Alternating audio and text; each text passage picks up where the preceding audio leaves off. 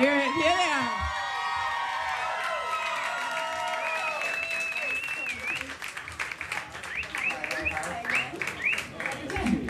So clean. You smell so fresh. I don't know if that's... I was just telling the audience they have no idea what kind of energy they helped create. It was a really good room today. Yes. So I don't know if you guys know, Rise Against, you guys have played pretty much every type of KROQ show that we've had, from Acoustic Christmas to Weenie Roast to Epicenter and now the HD Radio Soundspace. 2004 Acoustic Christmas, do you remember being interviewed by us in a laundry room? In a laundry room! Yeah. Why were we in a laundry room at Gibson Amphitheater? Does anybody know? I say, why not? Exactly. Actually, God, why are we sitting here right now? We should be in the laundry room back there. Joe, I'm going to start with you. So for nostalgia's sake, let's go back to kind of that era. I remember that was the first time I saw Rise Against, and probably the last time that I saw you guys without having to look through somebody's phone screen, because that was before like videos and Twitter and all that stuff. If anything, what do you miss or what do you remember most about those shows back then? I think it was amazing for me just to watch like the slow like rise that we had, like the slow popularity, taking everything in, just thinking like any day it could go away, you know. I mean, and just really enjoying that moment. I mean, it's great memories for sure. Guess what? It hasn't gone away. Yeah. It's only gotten bigger. Zach, so it's almost 3 years on Saturday that you guys last released, when you released The Black Market. So when did you start recording this new album? What was going on in the world? When did you have the idea that we need to get back in the studio? I don't remember. I don't remember there being... In surround sound. It's working. Is it working? Can you hear me? Yeah, you're good. Okay. Yes. I can hear you. We just decided we had toured so much for the Black Market. I just remember there being like a concerted time off, and our band we're not good at decisions. We're not good at stuff, particularly. We're not particularly like we can do what you just saw us do. Beyond that, don't count on us to do much else, including be punctual. But we took a proper amount of time off, and it's just that itch you get when you've been home for too long and you're getting on your wife's nerves and stuff, and like you need to. It's restless. You guys need to do stuff again, and so that happened for all four of us. I think pretty simultaneously. It was like, oh right, we need to make a record again. So in the retrospect, it felt like we had a lot of time off, but it wasn't actually.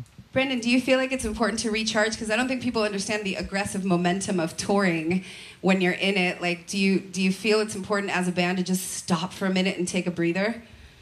Yeah, I mean, this is what we do. We've been doing this for 18 years, I think, this band. So I think we're very happy on the road. But yeah, after a couple years, it's good to, reacquaint yourself with our kids, our wives, and like... Go home and see our house. You're like, I have furniture and I have a house. And I have a car, my own car. No. Do you remember how to drive even? Yeah. Well, but no, I mean, it's great to recharge, But like he said, we get the itch after a couple years, and this is what we've been doing since the 90s, all of us. So. Yeah, you guys have been with KROQ. That's how we live. You've been with KROQ, I think, since the beginning, which is amazing. Do you still remember hearing your first Rise Against song on KROQ? Yeah, it was probably when we were here, like, mixing a record, probably. That's the first time I ever heard it, And KROQ is... I remember touring in a van, and so all you have is the FM radio sometimes. And you're making your way regionally across the country, and you're hearing what every state's or region's different interpretation of rock is, which is different in, like, Southern Illinois versus Idaho versus... You get closer to the West, and all of a sudden... You heard, I heard Pennywise on the radio. You know what I mean? And it was like, whoa, there's a place in this country that plays Pennywise on the radio. I would venture to say Pennywise was never really played on the radio in Chicago when we grew up. It was just not happening, That's surprising. Or if it was, I missed it. Like, it just wasn't happening. And so that was when it occurred to me, like, punk, aggressive music, this place has a home like in this part of the country. And this was years ago, so things have changed, I'm sure, but at the time I remember thinking around this part of the country felt a little more like home. That's amazing. I'm glad that we are talking about that because you guys recorded this album in Tennessee. We did, yeah. What was going on politically in the world? Because I also know that you tried to film a video for the violence, which is a good story that I want you guys to tell. But tell me about recording this particular album at the time in Tennessee. Well, the election was going on. We were there for the entire election. We were there for election day. You know what I mean? We were there. We didn't work that day. We were like, we're going home. but it was a tumultuous time. I remember thinking, actually, as we were taking our break and some time off, I remember watching the election kind of ramp up, and politics were at such like a heightened state, you know, in this country. And I remember thinking, shoot, like Rise Against should have put out a record before the election. We should have tapped into the energy that's happening right now and voiced a comment on it, you know, through our songs. And then after the election happened, I remember thinking, I'm so glad we didn't put out a record before the election because everything just changed. You know what I mean? Everything just changed. Like the course of history, you know, at least if you're an American, like changed. You know, the environment, and not just like the environment like nature, but just the environment of what we live in, you know, like our social environments. Everything just kind of changed all of a sudden. And that's when I knew we need to put this record out. We need to be there to sort of distill what's happening in American history in this time that we're lucky enough to be alive. A beacon of light is what we needed, and that's what you guys gave us. Joe, tell us about filming the video for The Violence, which is the lead single that you guys have also heard on KROQ. Tell us about shooting that.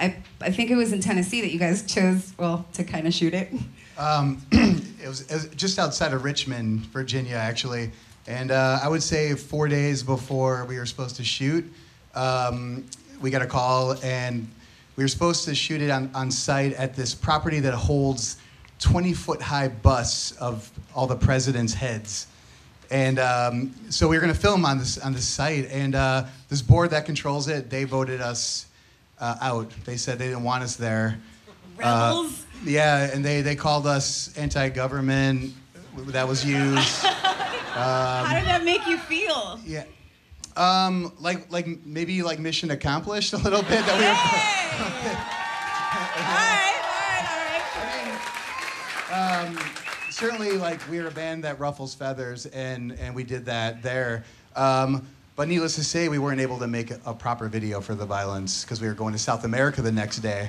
But the idea, it's the thought that counts, yeah, right? It's the thought that counts, right. Zach, do you remember where you were when you found out that Donald Trump was running for president? And do you remember, like, the first thing you thought? Oh, wait, this is... Oh, yeah. No, you used two, remember? I thought you were in Surround. Oh, yeah. Yes.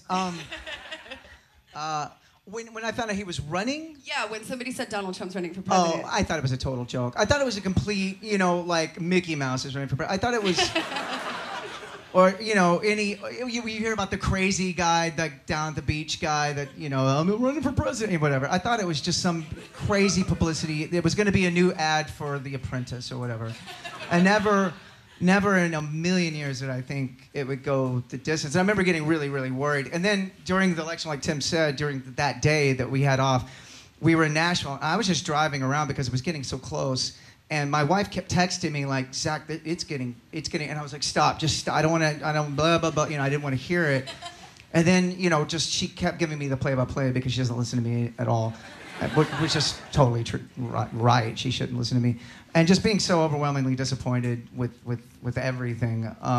But yeah, when I first heard about it, I mean, who actually took it seriously? Nobody. You know? I don't think anybody. Yeah. I mean, and if you voted for him, that's fine, but nobody took that seriously. And Brandon, really quickly, about 30 minutes ago, breaking news. So Kid Rock officially threw his hat in the ring and he's running for Senate. And he's already selling merch. Do you feel like maybe one day you want to go the political route? I mean, if people like Kid Rock are running for office, why not? I mean, yeah, man. Hey, dude, I'll vote for you. Oh, okay, Things have gone a little loco. Mike Fry. Oh, he's running too? Congratulations. Yeah, Mike Fry. Good luck Vote with Mike all Fry. that stuff. Vote for Fry. So, I mean, the sad part is he could get elected. Absolutely. I mean, if Trump got elected, I know. Kid Rock could be... Not could, he's going to. Let's just like throw it out there. It's terrible. That's terrifying. That's a little Before terrifying. we wrap this up, I watched this really cool interview with you guys, and you were talking about the pressure being off of, you don't have to make the sophomore record or the follow-up. You're already on your 8th record. You're going to make a 9th. It's about capturing the moment. And I thought that was such a beautiful way of describing how to just make an album. It's so simple. You capture the moment. So when you look through the through the fumes of these crazy political times, and you look back on Wolves, what is the moment that you think you captured, or the message behind the record? Wolves is a call to action. It's sort of like it's like a redirection of your energy and your emotions, especially in post-election America, where a lot of us felt defeated. A lot of us felt like, you know, I don't know the direction the country is going in. And Wolves was kind of like, well, don't just walk away. Like, be the wolf at the gate. Show your teeth, show your claws, like, break down that wall and take back control of the place you live. And that was kind of the message of Wolves. That's awesome. And then one fan question somebody wanted me to ask, if Donald Trump wanted to go to a Rise Against show, A, would you get him tickets? But B, if you did, where would you sit him? Right in the middle of the dance floor. You put him in the pit. You put him in the pit with all the people. So before we wrap up, so this is my favorite. Lyrically, you guys are so incredible. There's so many people in this room that have Rise Against tattoos. Off the new record, Miracle is my favorite song. And you know the world can get a little crazy sometimes. And does anybody ever experience like highs and lows, and sometimes you get really frustrated and you think everything's going straight to hell? Yeah? Welcome to the club. So in Miracle, it says, I want you guys to take this home with you. It says, when the weight we carry breaks us, we're tempted to stay down, but every road to recovery starts at the breakdown. But we don't need miracles to tumble from the sky, to part the seas around us, or turn water into wine, because we are the miracles. We happen all the time. We're not scared of what surrounds us. We're not waiting for a sign. Boom! That was Rise Against. So they're playing The Shrine on Thursday and Friday. Wolves is out. If you want to relive today, go to KROQ HD2 at 6 o'clock. You can re-listen, or you can go to KROQ.com and watch. But all I have to say is, ladies and gentlemen, give it up for Rise Against.